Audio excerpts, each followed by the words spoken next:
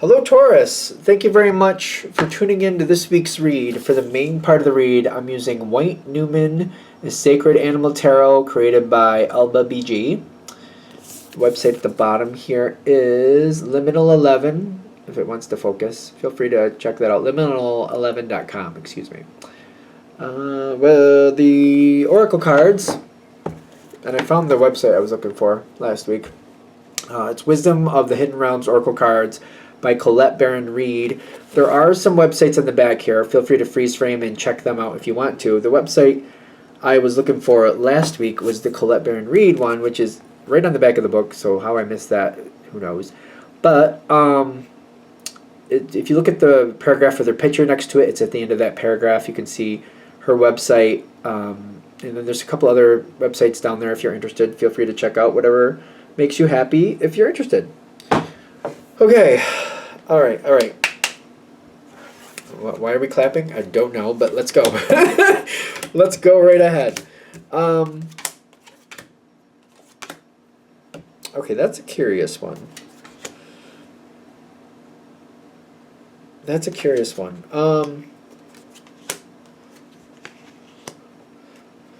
You know something. Something I don't think you want to know. Okay. This is an interesting card when it comes into a Taurus reading. And the reason it's interesting is because it talks about Capricorn energy sometimes, which is a fellow Earth sign. You're Taurus, you're Earth. This is Capricorn, which is another Earth sign. The thing is, Taurus can usually work with that energy. And, Taurus is not afraid of boundaries. The trick is those boundaries have to make sense. If they're legitimate, rational boundaries, yes. The thing is, this card tends to also have a very aggressive and kind of cruel response to people breaking boundaries. That can happen. True. It's subjective. You have to decide for yourself. But they can be very harsh about people breaking boundaries. They do not think that's even it's not anywhere near acceptable, and they're not kind about it. They're not usually gentle about it either. Just take it with a grain of salt. I'm saying that, and I know some kinder Capricorns. Maybe they're not cruel, but they are very, you don't forget it. When you cross a boundary and they're not happy with it, they don't let you forget it. So I guess it's subjective to how you feel about it. When I keep seeing this triangle, or this thing, the red thing above the Capricorn's head, or the devil's head, or it's knowledge they don't want. I keep getting it's knowledge they don't want. Somebody has knowledge here that they don't want. And this knowledge came in very fast. It's either, I feel like it's one of two things. Either it just happened, or you've had this knowledge and you're trying to ignore it, and something is snapped forward again, and you're like, dang it, yeah, I know that. It's one of those things. It's either, yeah, I've heard that, yeah, I know it. And it comes up again, and you're like, yeah, I know. And it's one of those things, dang it, I don't want that information. Something here that I feel like you don't want to know. And it may be one of those things all right, I know that's happening, but I don't think that should be my responsibility. I don't feel like I should be the one fixing that, or I shouldn't have, I shouldn't be cleanup crew for somebody else's mess. It could be something like that, but at the other hand, you might be like, but they're not cleaning it up, and it's kind of it reminds me of when I was a kid, somebody made a mess in the kitchen floor, and it was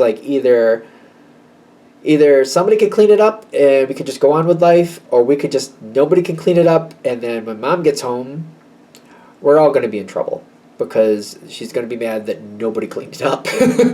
Why did you just let it sit there? And it's kind of you're kind of having that feeling yeah, but I didn't make that mess. I didn't make that mess. So, and the person who did, they jetted, and they're not here. So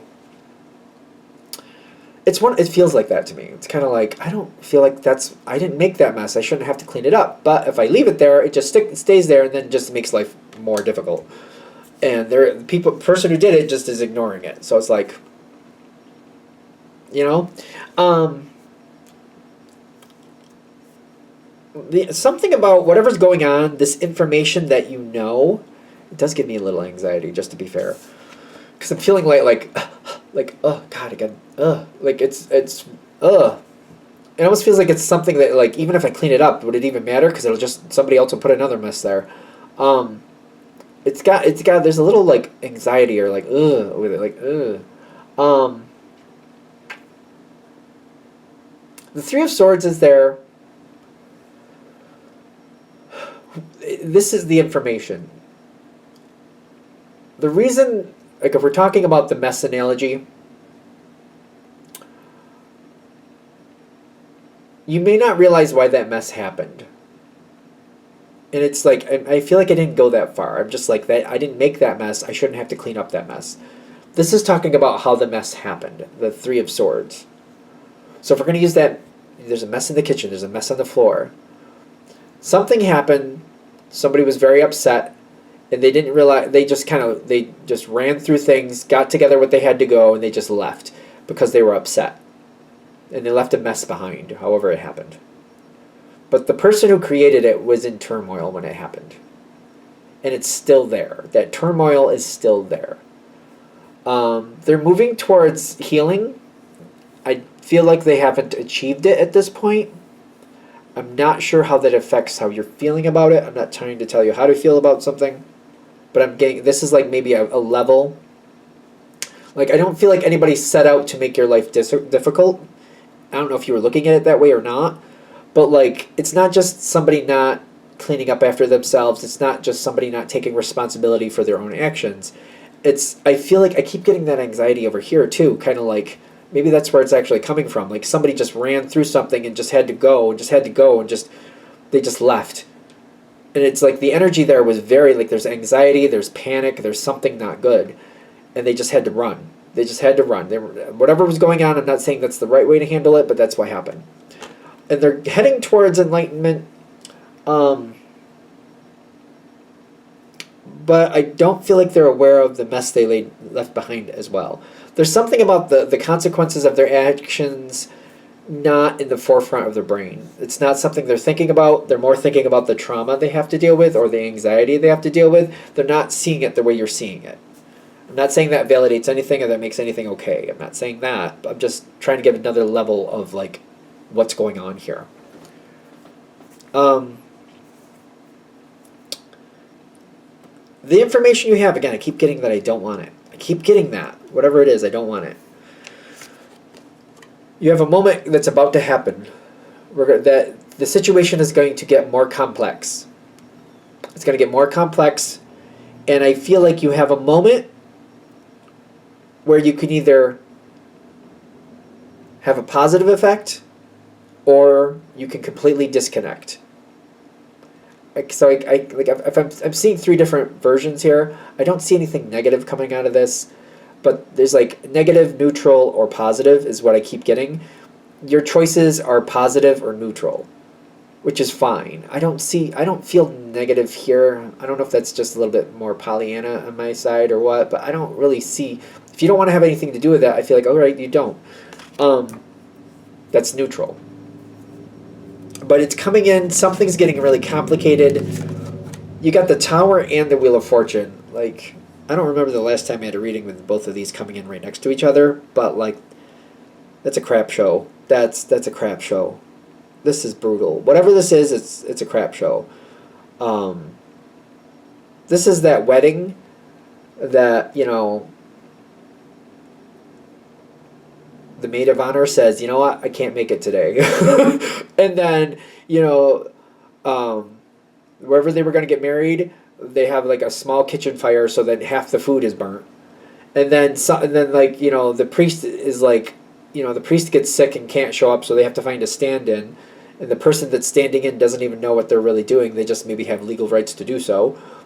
You know, things just keep going off in a bad direction. It just doesn't, maybe at the end of the day, the people who are trying to get married, but it was such a traumatic event that they're like, at the end, like, they both wish they just eloped. If they knew that that was the option, either elope or go through this nightmare, they would have eloped. That type of crap show. It's just very, it feels very messed up. But from this moment, there is a chance for things to go really well. If you decide to be a part of it, you will have a very profound effect. Do you have to? No. This is that moment where you get to decide, are we going to move forward, or are we going to just... It's fine either way, but this is the moment to decide. You could have a very, very positive effect here. Do you have to? Obviously not. You could. If it does move forward, there's a lot of small things going on here that you're helping with. I keep getting the idea of starter plants. I'm giving little starter plants about, you could do this, you could do that. I'll start you out on that, you see how far you can go with that. I'll start you out on this, you see how far you can go with this. I don't see you like coddling somebody or like playing, I guess the term is nursemaid, which I don't think is I don't think it's gender specific anymore, but in case it sounds outdated. I don't see you like, tending to somebody to the point where, through their whole life, they're constantly looking to you for direction. I don't see that. I don't know if that's the right term to use for that now that I said that out loud. But I just keep seeing you give little starter plants with this Page of Wands. If you do decide to move forward with it, I don't think it becomes your direct responsibility, but I feel like every now and then I'm like, you might even be advising. That might be the version of starter plants. Like, okay, I helped with this crap show. If you get involved, I feel like that will be better. I don't know about going well, but it'll be better. It'll be better. I don't know. Whatever's going on, it'll be better. And then I feel like this might be advice, ironically. I know that's fire that talks about action.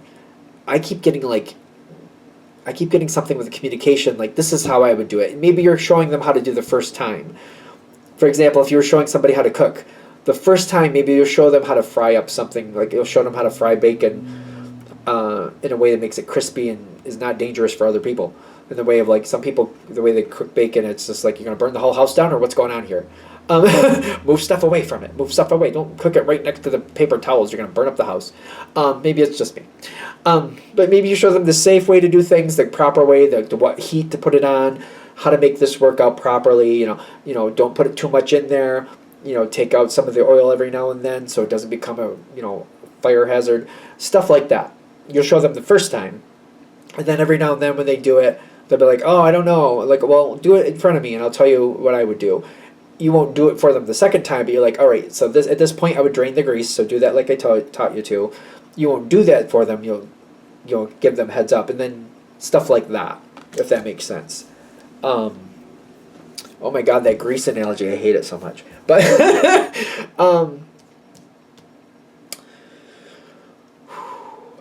if this keeps moving forward, I don't think the situation, this might be why you have knowledge you don't want. It will never be what you actually want it to be. Not to be a Debbie Downer here, or a Dudley Downer, or whatever you want to call me. A Dudley Downer. It'll never be what you actually want it to be. The thing is, whoever this person is, or if it's a person, or whatever the situation is, situation, they will persevere. There will be great advancements for them, whoever they may be. You will make a phenomenal difference to them. You will constantly see where you're not happy with the way it's going. You have standards. Your standards are good. Your standards are great for your life. They will never hit the standards of your life. It just never will happen. Yet you will bring them from, like, if we're going to use a 1 to 10 scale, I feel like Taurus tends to work at a 9, 8 to 9, and they always strive for the 10. That's how I think of Taurus. When it comes to like level of like perseverance and where you want to be in life, you always like, I feel like they get up to the 8 to 10, 8 to 9, 8 to 9, 8 to 9, and they strive for the 10. This person or people, will be between a 4 and a 6. But they were living at a 1. They were living at a 1, maybe 2, maybe. A 4 to 6 is a great improvement for them, and it's probably going to fluctuate between 4 to 6, 4 to 6, 4 to 6. You will not be happy with that. That's not going to be good enough in your eyes. Kind of like we can do better, we should be doing better. But you're making that, like, you want to, this person living at a 1 to 2, 1 to 2, but you have the effect to get them up to a 4 to 6, 4 to 6. They feel like things are great. They're very happy. And with your direction and help, that's where they get. It's all up to, like, if you think that's worth it or not. Do you have to get involved with this? Of course not. I don't feel like you have to the way it feels for me. But would your effect have profound positive effect for whoever it is you're helping? Yeah, it would. Again, I'm just giving you that heads up, and I feel like if you make peace with that in the beginning, this maybe could be easier.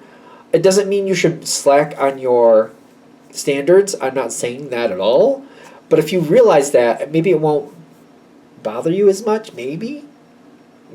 I don't know. But hopefully that's helpful in some respect. Are we good? All right, I'm going to shut this down here. I hope that helps. Thank you for watching. If you'd like a direct reading from me, shoot me an email, jamesforastral@gmail.com. That's James, the number 4, astral@gmail.com. If you're interested in the donation information, that's below. Same email. Thank you very much for watching, and have a great day.